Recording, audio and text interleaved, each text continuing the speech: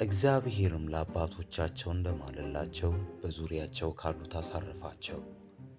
ከጠላቶቻቸውም ሁሉ ይቋቋማቸው ዘንድ ማንም ሰው አልቻለም። እግዚአብሔርም ጠላቶቻቸውን ሁሉ በእጃቸው አሳልፎ ሰጣቸው።